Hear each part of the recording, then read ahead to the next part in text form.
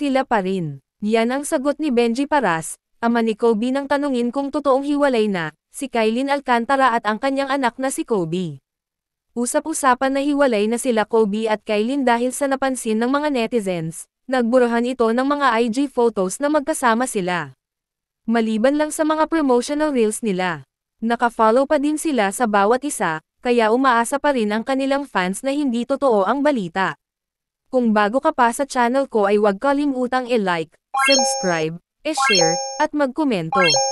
Binalita na ni OG Diaz na may nasagap siyang impormasyon, na hiwalay na umano sina Kylene Alcantara at Kobe Paras. Pero naka-follow pa sila sa isa't isa. Ang dahilayan umano sa hiwalayan, ay third party. Nabuhayan naman ng loob, ang mga tagahanga nila nang kumpirmahin ni Benji Paras, na sila pa. Ayon sa PEP na nakakuha ng impormasyon, ay sinabi ng former PBA player na nagkasama pa sila nag-inuman. Dagdag pa niya nang matanong kung bakit nagburuhan sila ng larawan sa kanilang social media, ang sagot lang ni Benji ay ewan ko sa kanila. Hindi rin niya alam kung bakit may isyong hiwalayan.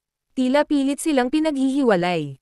April 11 nang matanong si Benji, via Viber, kung totoo ba ang intriga. Nagpaalam naman ang PEP kay Benji kung maari bang isulat ang kanilang palitan ng mensahe. Nagtanong din ang PEP sa kampo ni Kylene at pareho lang din ang sagot. May kumakalat din na post, na may nilalandi umanong ibang babae si Kobe. Hiningi pa raw nito ang contact details ng babae. November nang aminin ni Kobe na dating sila ni Kylene.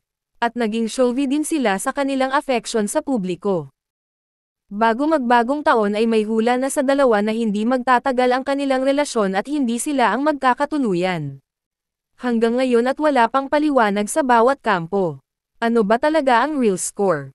Comment down below. Kylene Alcantara at si Kobe Paras. Tatagal ba ito? Sa cards kasi hindi. So, hindi sila yung forever.